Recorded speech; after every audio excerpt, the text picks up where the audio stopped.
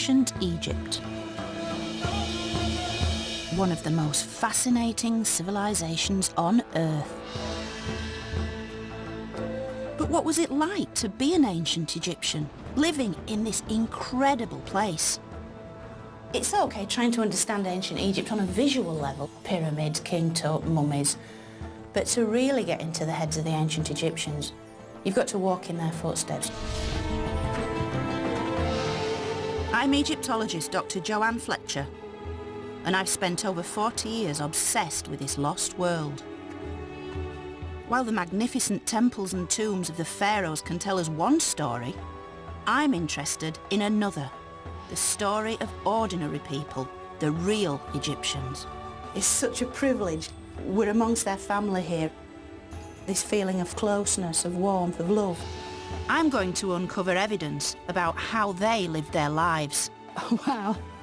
It's a glimpse into the sort of world of ancient Egyptian interior design and reveal what they hoped for in death.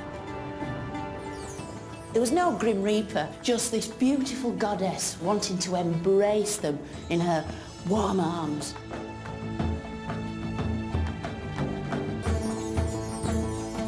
And there is one very special couple I want to get to know as I journey to their desert village home and examine the treasures from their tomb. You can only imagine his pride and joy at receiving such a mark of royal favour as we discover what life was really like in ancient Egypt.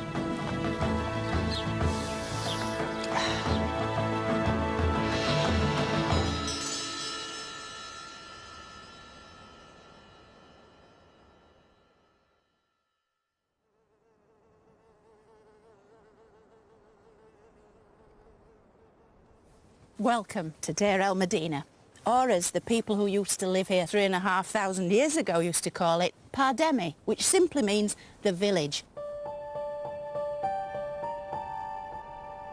Today this village feels remote and inhospitable. But 3,500 years ago, this community lay at the heart of ancient Egypt. Situated on Luxor's west bank, it was a suburb of Egypt's great city, Thebes. Now this is the landscape of kings and gods, pharaohs, and yet these are the homes of ordinary people living ordinary lives. Men and women, aunts and uncles, grandparents and kids, they all lived here in this tightly packed community. And by reimagining how people lived, in the colours, the sounds, the smells, we have an instant gateway right back 3,500 years to these ancient people who lived here in this remote little village in the desert.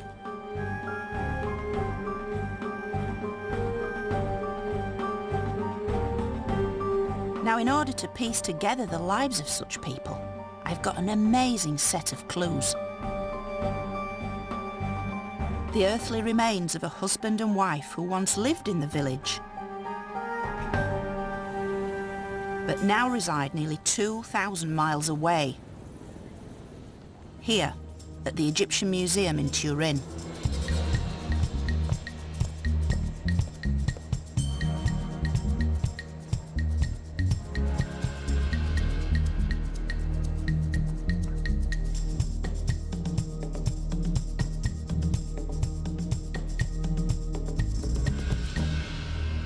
Meet Ka and Merit. Ka the architect, Merit his wife. Now Ka and Merit were two of the sort of leading lights of the village. Ka's actual title was the chief of foremen, so he was in charge of the workforce. And Merit, her official title was Lady of the House, which is ancient Egyptian for housewife. This is the only known statue of Ka. Almost certainly an idealised image, it nonetheless suggests a proud and rather handsome man. And this death mask is one of the few representations we have of Merit, which reveals a soft and very beautiful face. And although these mummies have never been unwrapped, what lies beneath has been revealed by X-rays and CT scans. We know that Ka, who stood about 5'6", was a very striking-looking individual with a rather prominent nose and a great fondness for lots of black eyeliner. But then when we turn to his diminutive little wife, Merritt, a very dainty little lady, standing about 5'2". She also had a long, crimped wig of dark brown, wavy hair, which would have made her look really, really beautiful.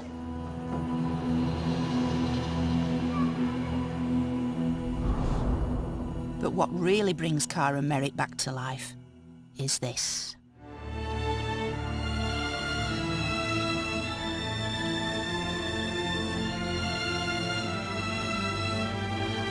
The collection of objects discovered in their intact tomb in 1906, where they had lain undisturbed for over 3,000 years.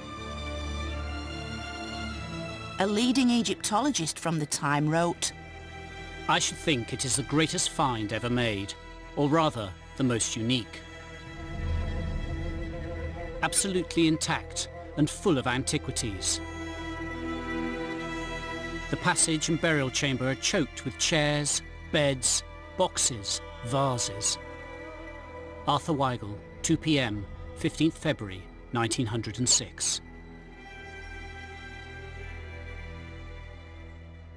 This is really a unique find because of its intactness, but also because of the wealth of material that was in the tomb. Tables and chairs and stools and more chairs and more coffers, and the coffers packed with linen and the coffers packed with cosmetic vessels. And his shaving equipment packed into a little leather pouch, and his hip flask, and everything is there. Even the shaped breads wrapped with palm fronds to keep them fresh. It is really incredible. There is material there for research for another few generations.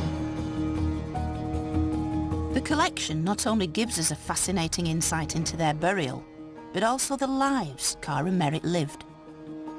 The finds ranging from death masks and coffins to their most intimate belongings used in life, like this, Merritt's beauty box. This is basically the contents of Merritt's dressing table.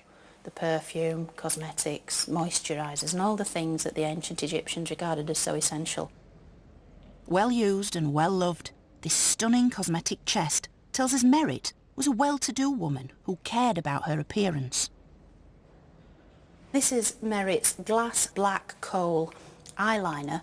Glass was very rare at this time, and it's in the classic Egyptian colour combination of blue and gold.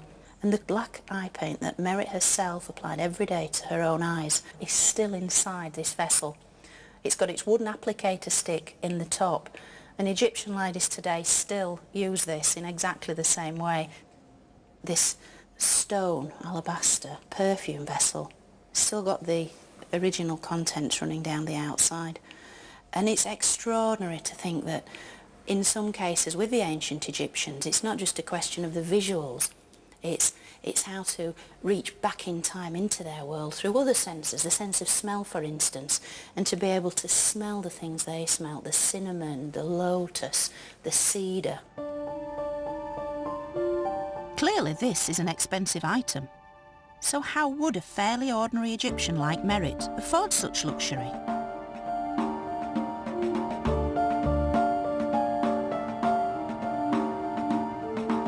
The answer lies in the village and the very special occupation of its inhabitants.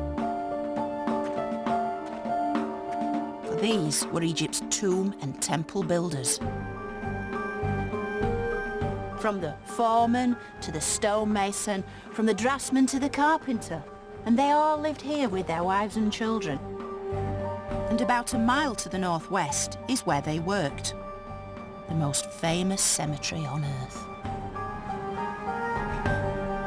This is the great and majestic necropolis of the millions of years of pharaoh life, prosperity and health in the west of Thebes, or as we know it today, the Valley of the Kings.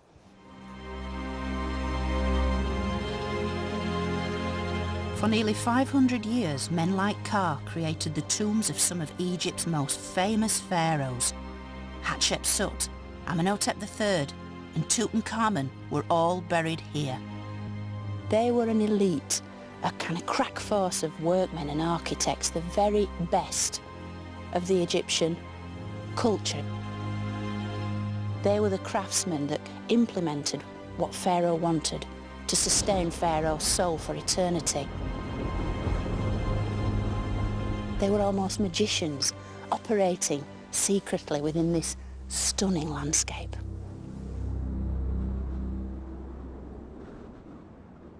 But I'm getting ahead of myself, as the life story of Ka and Merit begins back in the village. Here I want to explore how they may have met and fallen in love. They probably grew up in the village, but how did a young couple like them go about courting? To find out, I don't have to go very far, as here on the outskirts of the village is the Great Pit. It's a long-abandoned attempt by the villagers to find a groundwater source. They dug down and eventually reached more than 50 metres. They wanted to become self-sufficient in water, but sadly for them they never did. And yet what the pit did become was a community dump. It became a mine of information. As when this pit and its surroundings were excavated by archaeologists, they made some remarkable discoveries. And this is what was found here. Literally tens of thousands of these pieces of pottery and stone, some with pictures, many more with words, giving us the real history of the village, because these are their notes, their reminders, their love songs, their laundry lists, the very voices of this village. And some of these voices tell us about falling in love. Your hand is in my hand. My body shakes with joy. My heart is so happy because we walk together. To hear your voice is like pomegranate wine. This is a typical love poem, written on papyrus as well as stone or pottery fragments. They capture the feelings of young lovers. They're so common, it seems our village was a real hotbed of passion. Every single one of the love poems from ancient Egypt come from this village except one. Some of the titles are really evocative. There's Your Love, Down to the River, All Night and All Day, and the rather suggestive Shedding Clothes. I go down to the water to be with you and come up again with a red fish looking splendid on my fingers. Oh, my warrior, my beloved, come, look at me. And it's nice to imagine that such beautiful lines of love played a part in the courtship of Ka and Merit. Today we might seal the deal with a proposal, engagement and marriage, but some ancient Egyptians seem to have taken a rather more direct approach. Ka may well have signalled his commitment to Merit by bringing her his bundle. To bring the bundle meant you wanted to indicate your desire to move in with the person who took your fancy. The bundle is thought to have been a kind of dowry, consisting of everything the man owned. It's likely that presenting it to your intended was one of the first steps to setting up home together. However, this didn't always go to plan, as one villager recounts. In a note the man left, he tells us this very sad story. He lists all his worldly goods, which I must say aren't that impressive. Then he tells us he went to the woman's house, but all her family simply threw him out. And as he says himself, so I went again with all my property in order to live with them. And see, she acted in exactly the same way and threw me out again. You can almost feel his outrage, because this woman has not just turned him down, but all the things he could bring with him. Presumably she was unimpressed by the size of his bundle. We can assume Ka suffered no such indignity, as evidence from the tomb suggests that he and Merit were a loving and monogamous couple. The scenes on this beautiful box show Ka and Merit seated together, to share the offerings which will sustain them in the afterlife. But in life too, we also have clues to their devotion.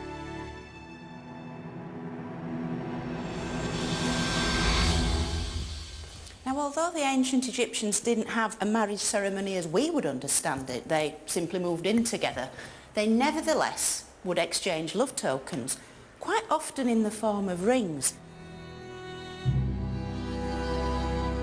This ring was discovered underneath the death mask of Merit. It's so precious, it's not yet on display here in Turin. This is the ring that was found inside the mask, almost as an afterthought of Merit. So it was shoved in there just as she was being buried. It spent all those thousands of years just tucked away, hidden away, yes, within Merit's own wrappings. A very ad hoc thing, wasn't it? Yes. A very spontaneous gesture, Yes, almost. Yes. And the image on it, it looks like the cow of Hathor. That's exactly what it is. The goddess Hathor was often depicted as a cow. She was seen as the eternal mother figure to both the living and the dead.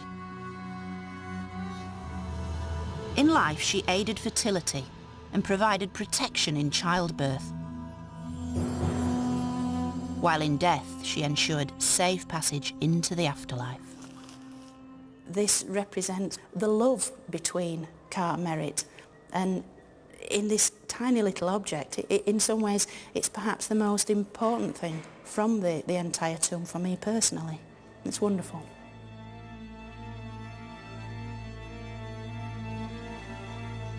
Ka and Merit lived in a glittering age in Egyptian history. Sustained by the annual floods of the River Nile, the Egyptian state had existed for almost 2,000 years.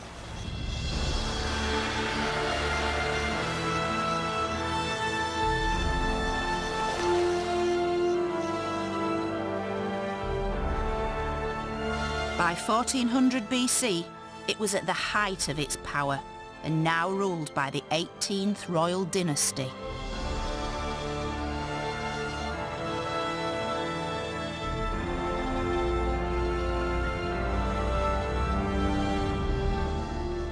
Its kings are among the greatest names of ancient Egypt.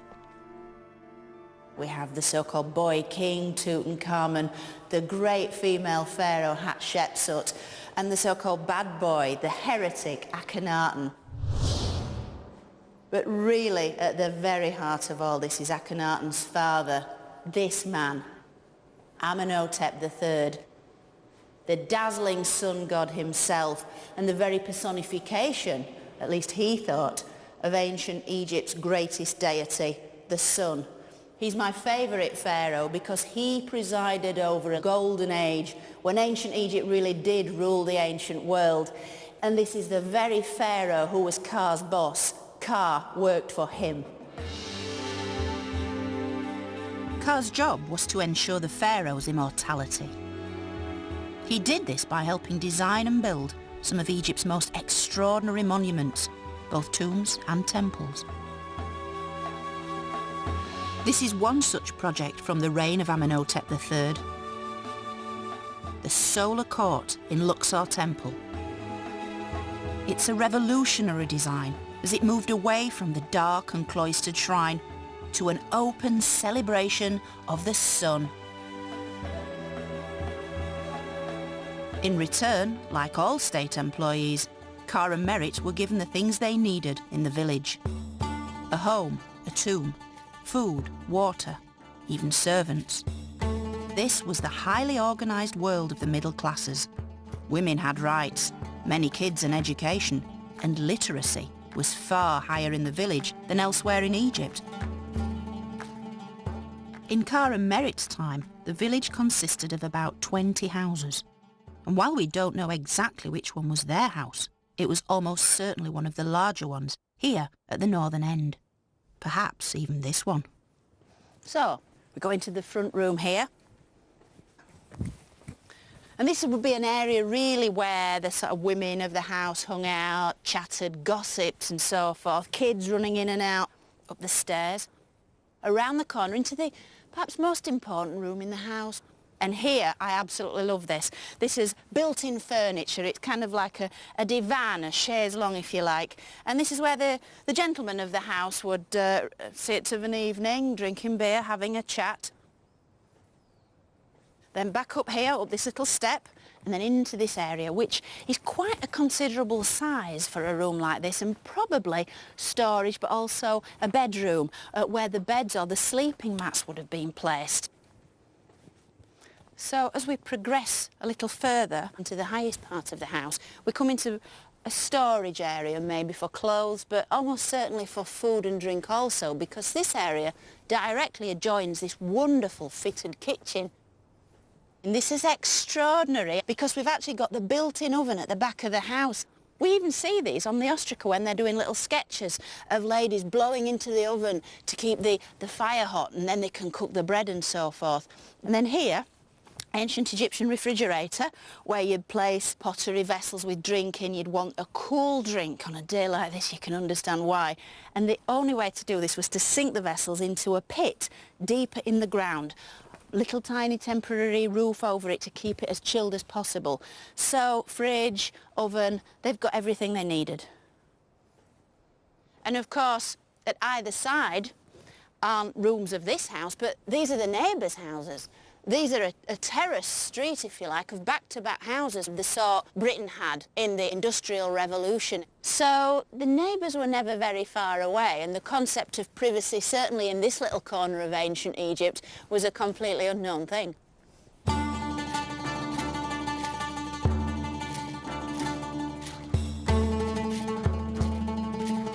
Life in the village was almost entirely supported by the state.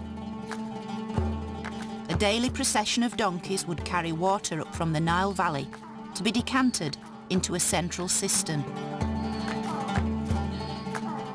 Each household was entitled to an average of 100 litres per day for drinking, cooking and bathing. Less than half a mile from the village lies another crucial remnant of this highly organised infrastructure.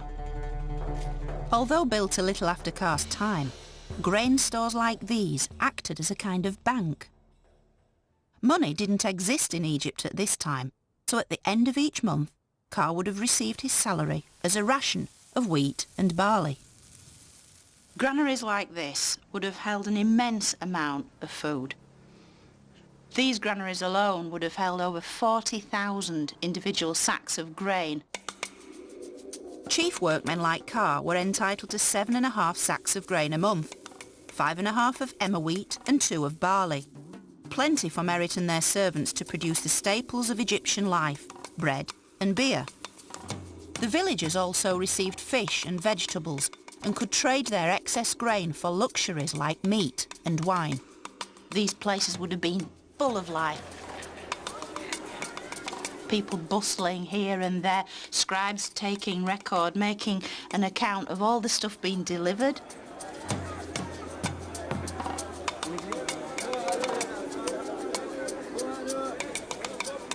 A constant stream of men carrying sacks, depositing them here, people coming to collect their rations. It's a simple system, but one that endured, fueling Egypt's success and political stability for thousands of years. Indeed, it was a system so important it was represented on numerous tomb walls. These scenes are from the tomb of the scribe Menna, contemporary with Car himself. Here we can see the whole process of the wheat and barley being harvested and distributed. And here the principal food it produced, bread. Car and Merit had no less than 50 loaves of bread in their tomb.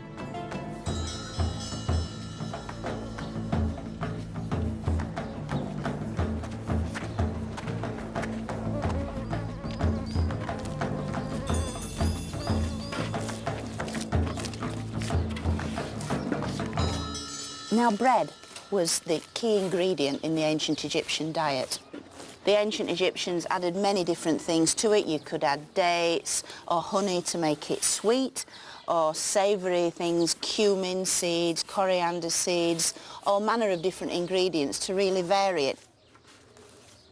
And in the tomb there's a whole range of different sizes and shapes, including what appear to be gingerbread men, little shapes of fruit, flowers and animals. Although they didn't have yeast as such, the technique of combining flour, water and salt to make bread is virtually unchanged in 3,500 years. I mean, this is a completely timeless scene. This fabulous mud brick oven is typical of the ovens we find in ancient Egyptian settlements.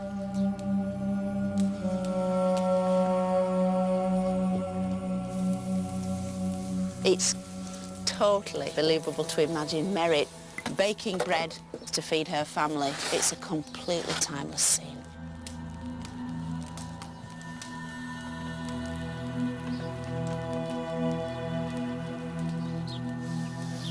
How is it?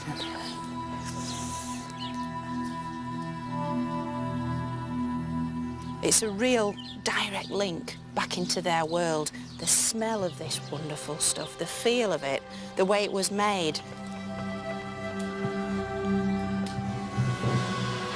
All Egyptians would have eaten this on a daily basis. It was the sort of stuff that you offered to the gods.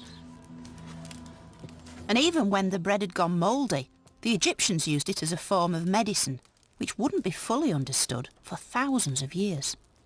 The medical texts actually advocate take bread in mouldy condition and apply to the wound in question. And although they didn't know why it worked, it did work, because mouldy bread contains, of course, penicillin, which we in the West think we discovered. And yet the ancient Egyptians fully appreciated its benefits 5,000 years ago. It's very good stuff. While Merit's responsibilities were largely focused on life at home, Ka's duties were dominated by working for the pharaoh. He and his fellow tomb builders took this path from the village to their workplace, the Valley of the Kings.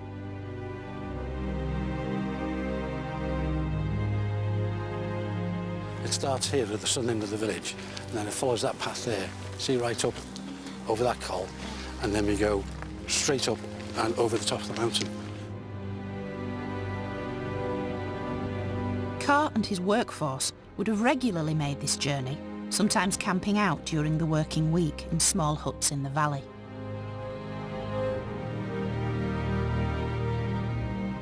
In Ka's day, we were probably about 40 to 60 men making this journey, probably singing, probably carrying water pots themselves and the day's rations maybe.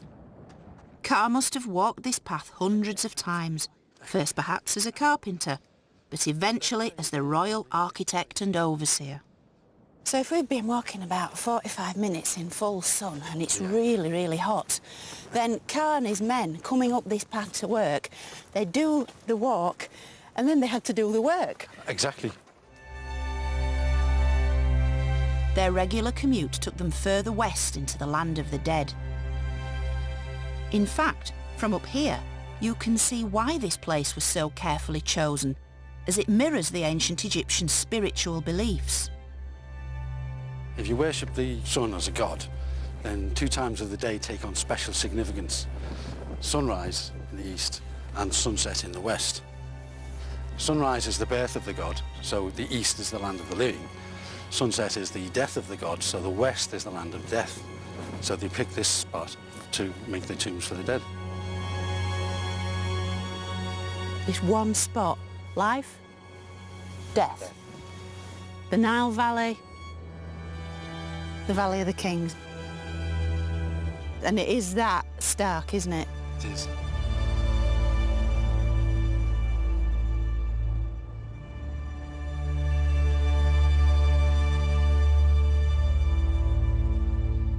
Continuing our hike, we finally reach the western branch of the Valley of the Kings,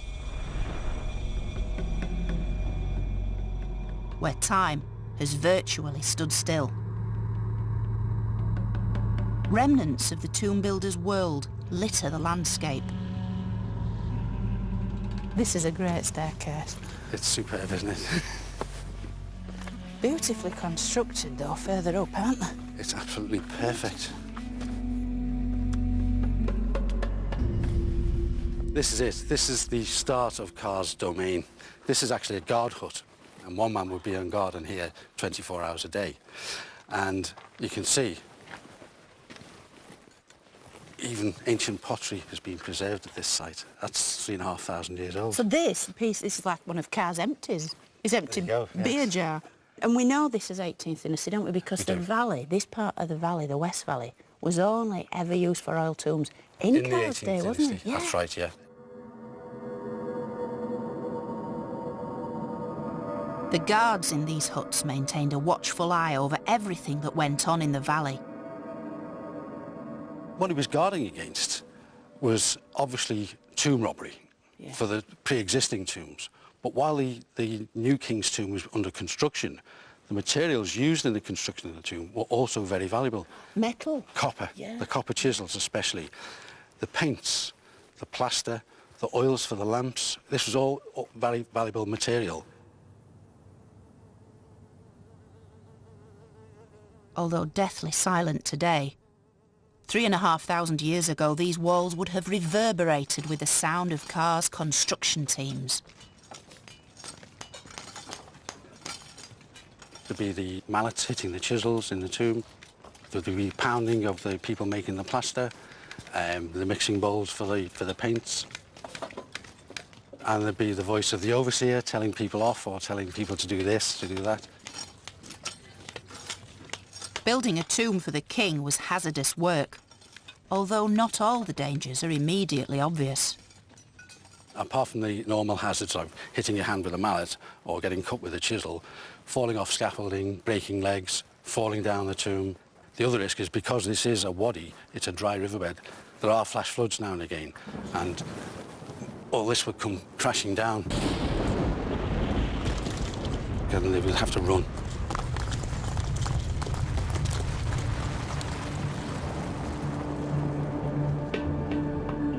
During his lifetime, Carr worked on 3 royal tombs, initially as a craftsman. These copper chisels found in his tomb were the tools of Carr's trade. He then rose to become royal architect and the overseer responsible for the design and construction of at least 2 pharaohs' tombs. It was a task on which Egypt entirely depended, since each pharaoh must be able to reach the afterlife to ensure both their immortality and the well-being of their subjects.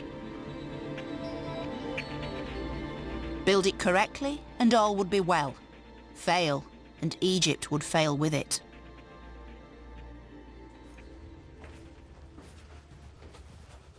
So how did Carr and his men actually undertake this most onerous of tasks?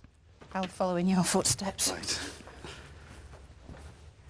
This is tomb KV25. Thought to have been started for Amenhotep III's son Akhenaten, it was left unfinished when Akhenaten suddenly moved his capital away from Thebes. It's as if the workmen only downed tools yesterday. Nice. So you can see, Joe, the unfinished wall. It's been chiselled smooth, but it hasn't been plastered. And you can actually see the gouge marks of the chisels where they've gouged out the material. What a treat to be able to see this kind of working surface. As an architect, Carr meticulously planned the tomb's layout using the ancient Egyptian unit of measurement, the cubit. In modern terms, the cubit was roughly 52.5 centimetres long. And it's subdivided into what was called 7 palms, the palm of your hand. 1, 2, 3, 4, 5, 6, 7. And on the end we have 4 fingers there. Perfect. Perfect. The way this would be used was marking out and measuring your way down the tomb. In fact, you can see the dots there where they've been marking out. You see? As they came down. It corresponds exactly. Indeed. And it's so usable, look So at simple. that. Elegant. It is elegant, isn't it? And at the end of the day's work, Carr could fold it up, pop it back in its leather Case. carrying case and take it it home. home. Just imagine Carr and his team of 30 or 40 men toiling in this extreme heat and choking dust. And to light their way, all they had were these simple oil lamps. I think being down here in the dark with a lamp like this really increases the respect I have for Carr and his workforce, that they were able to create such sublime monuments with such simple tools.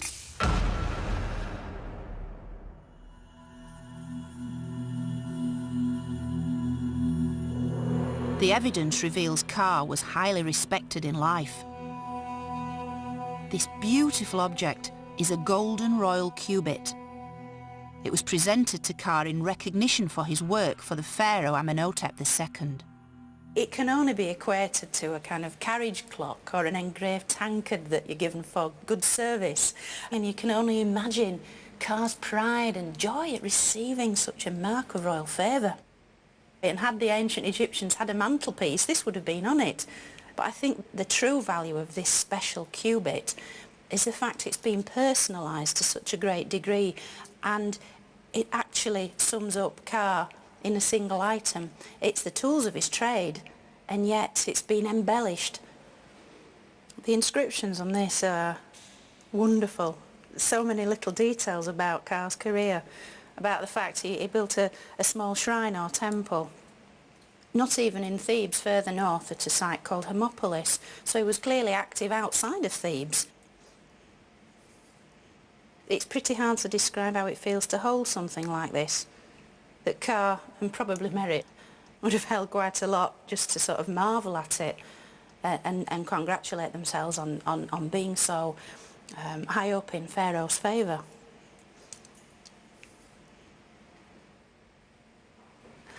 I love it. I absolutely love it. With Carr's career on the rise, he and Merritt also started a family.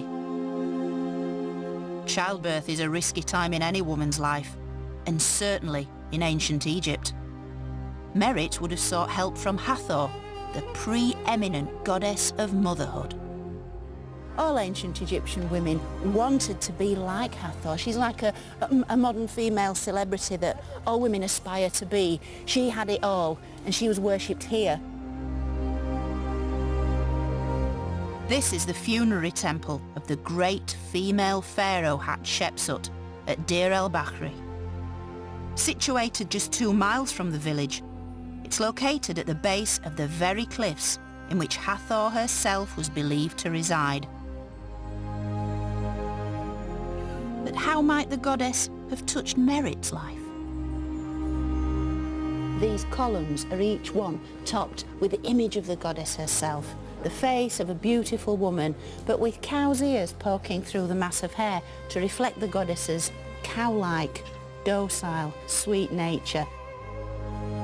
She's seen as an eternal mother figure that can nurture all those around her, who would then take care of your soul for eternity and allow you to be reborn each morning with the rising sun. Ordinary people like Merritt could not enter the actual temples themselves. These were sacred places reserved for the clergy and the pharaohs. So Merritt would have turned to a more domestic form of worship. Now this wonderful thing is an exact replica of a bowl found in the village, and it shows the double heads of the goddess Hathor.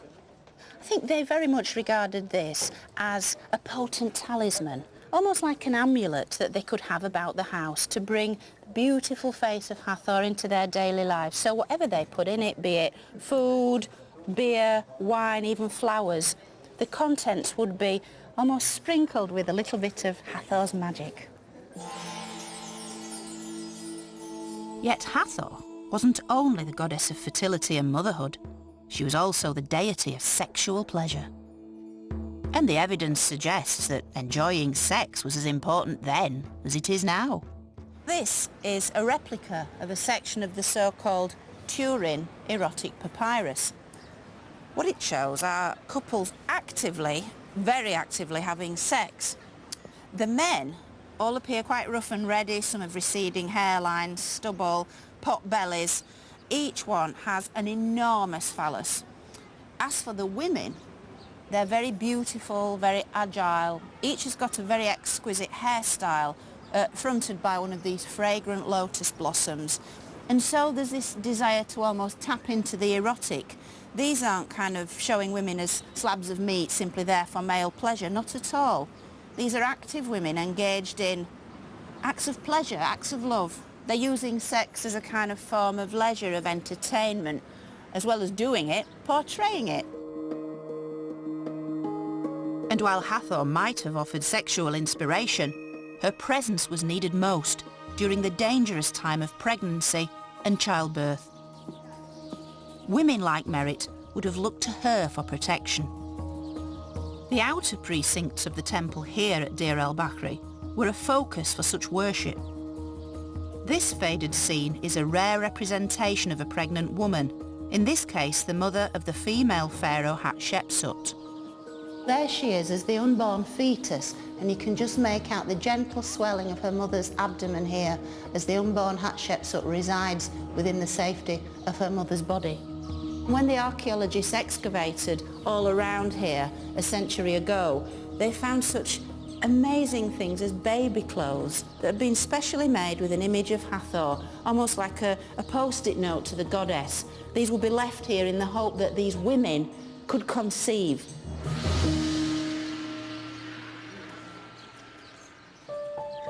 Merit had 3 children that we know of, 2 sons and 1 daughter. Their images appear in Kara Merit's tomb chapel and on the painted boxes found in their tomb. With infant mortality as high as 50%, Merit would have needed all the help she could get. But the villagers didn't just turn to the gods.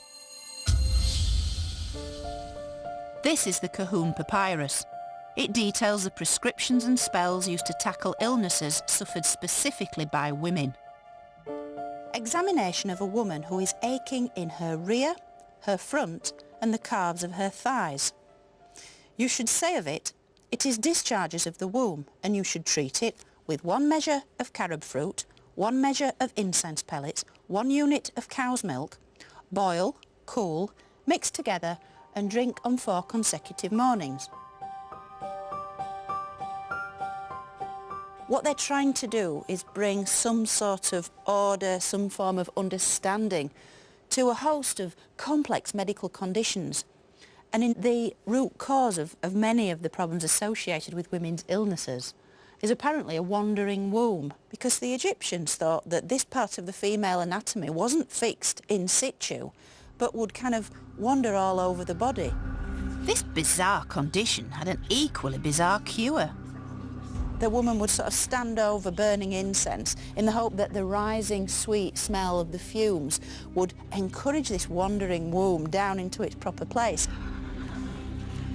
And while today this may seem rather strange, such a diagnosis and treatment may have had some positive effect. Certainly to the woman in labour, to have a medical practitioner present reading out these medical prescriptions would have had an almost placebo-like effect. And I think that's the strength of documents like this, used in conjunction with all the amulets and all the magical spells that could be brought to bear by the village midwife. The recitation of texts like this would have brought a further layer of order to a very difficult and complex time in a woman's life. Alongside raising her children, Merit would have been responsible for her home. She's likely to have been just as house-proud as you and me. Yet far from the monochrome beige we see today, the world of ancient Egypt was a riot of colour. And the vestiges of this can still be seen, if you know where to look.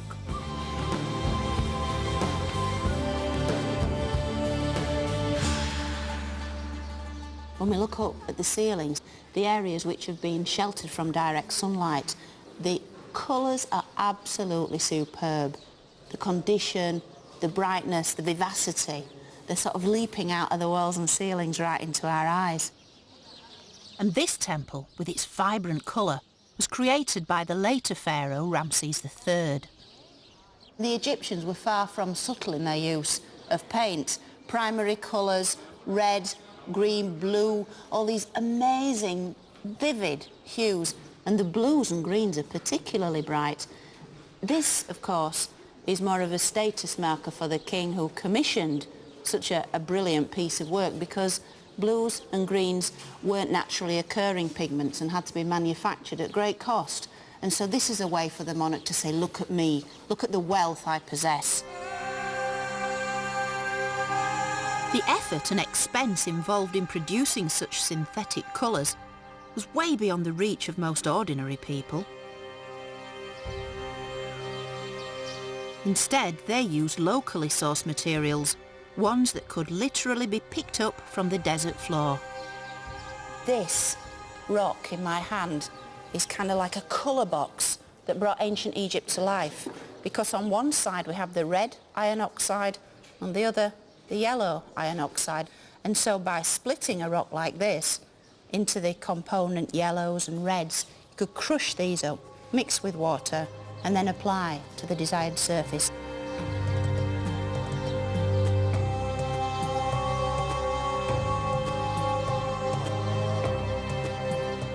I think the best way to sort of try and reanimate these colours is probably to use that old standby, a little bit of spit. Always works. Rub the stone. It's very, very vivid.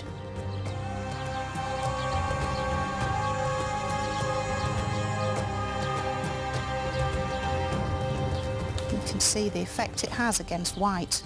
So you have these two shades that for the ancient Egyptians really did reflect blood, life, vivacity, and then the yellow of the golden sun.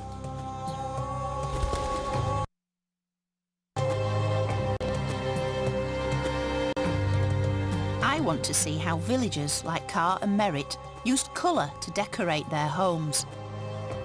And I'm in luck, as here at the southern end of the village, a single precious clue remains. Here it is. Now, if I lift this cloth, I'm going to see something I've waited a long time to see. And it's basically an original wall scene from an ancient Egyptian house. So here goes.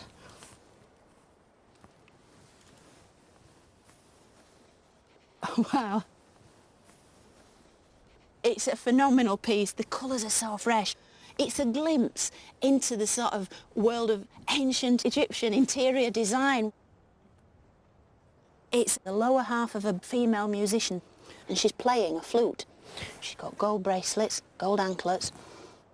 But the most exciting thing are these two tattoos of the household god Bez. So evocative, so warm, so sumptuous in its lavish use of colour, and these fabulous, fabulous leaves. Heart-shaped, draping down the sides to sort of inject some much-needed vegetation, greenery into this sort of desert environment. It's an intriguing thought that here in the very village where the men who built and painted the royal tombs, would they have been commissioned by one of the housewives here to come and paint my house? Or did the women paint these images for themselves? It's something we'll never know, but I like to think that the lady of the house would have had a direct input into the kind of scene she wanted around her as she went about her daily chores with the kids and her friends and female relatives. Such fragments from the past allow us to get closer to the real Ka and Merritt. In the case of Merritt, she seems to have been a loving wife and hard-working mother. A delicate and beautiful woman, the epitome of taste and style. But sadly, this is where Merritt's story ends, the evidence suggesting she died quite suddenly to leave her beloved Ka as a grieving widower. He even had to bury her in a coffin intended for him, for not only is it far too large for Merritt, the inscriptions name only Ka.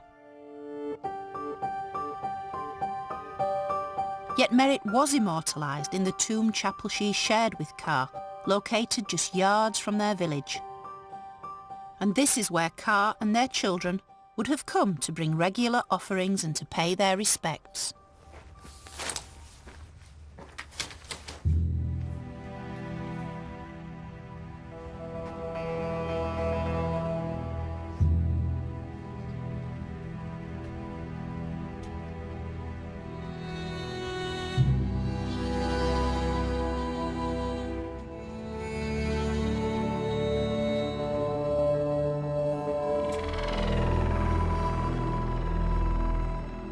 is such a privileged glimpse into their everyday life.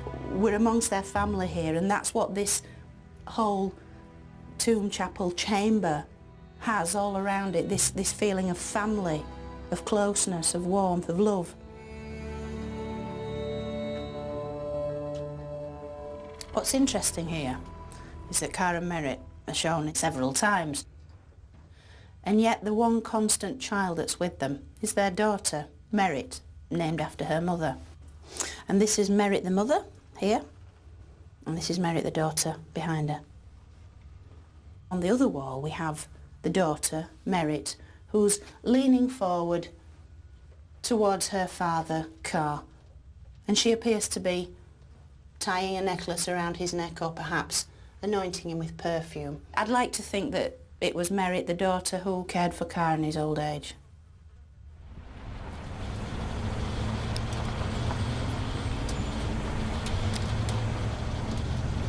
But what happened to Car, the proud and talented architect?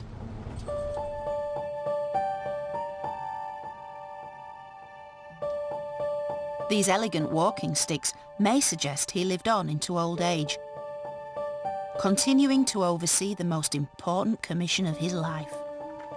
So I've come back to this remote part of the Valley of the Kings to find the final resting place of Amenhotep III. It was actually the third of the royal tombs that Car worked on, so it's so exciting to be going in here and following in Car's wonderful footsteps.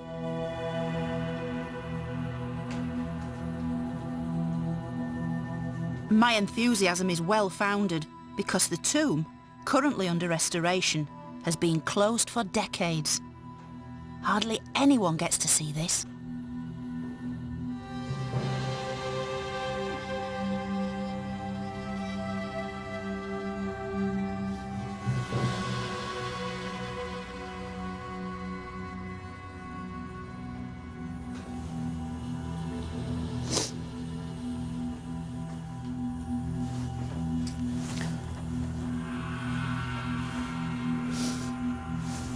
This isn't very professional, is it? Oh, it's so beautiful. It literally has brought tears to my eyes. It is so stunning. The colours are fantastic. It's exquisite. It's Amenhotep III being received into the care of the gods of the underworld. And there's Anubis handing out the sign of life to Amenhotep. Just think, Car and his men designing these images, just putting the king's vision into practice, and just... Oh. Literally, it's taken my breath away. Look, the artist doesn't just come along with his blue paint and the palette and boshed on the paint. Somebody's taken the trouble to apply individual curls of hair here. Can you see the texture? The curls here. That's textured hair. And there also Amenhotep with Osiris, green-faced god of vegetation, new life and resurrection. And that's really what this tomb does. It's a time machine. It's the place where Amenhotep III's mummy would have finally been laid to rest. You can clearly see that no expense was spared, and for good reason. For this is where the pharaoh, then revered as a god, would dwell in the afterlife, his next seat of power. Oh, and down we go, deeper and deeper, into the underworld. Wow. It really does evoke this sense of going down into the subterranean underworld, into the blackness, into the darkness, into eternity. This elaborate network of chambers and stairways was designed to protect the royal mummy and all the glittering treasures which once surrounded it.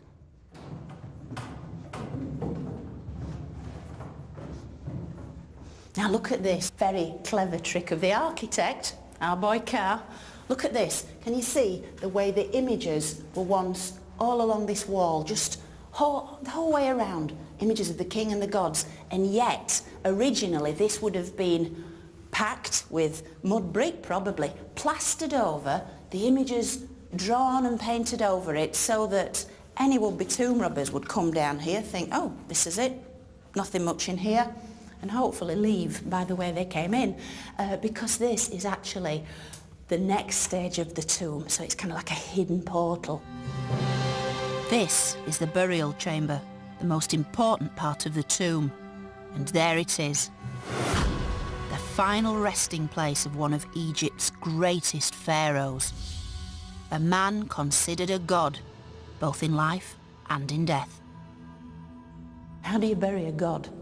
Well, obviously it's surrounded, dripping in gold, semi-precious stones and the most beautiful funerary items, all of which would have been choreographed, planned by Ka and his colleagues. Everybody wants to take care of the king. Within the royal mummy dwelt the soul, the immortal soul of Egypt itself, this cumulative build-up of every royal pharaoh who'd gone before, resided within the mummy who once lay down there.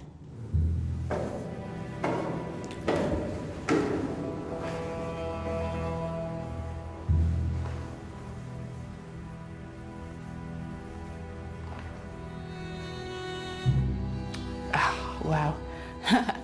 It's been 46 years waiting to see this tomb, and it's been well worth it.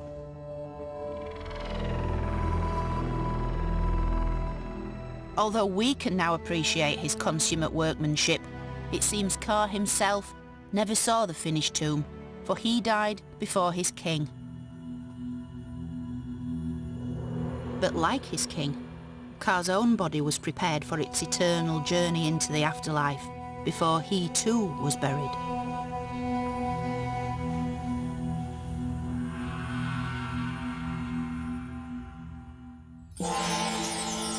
Since this journey has given us a chance to get that little bit closer to Ka and Merritt, I think we could almost call them friends.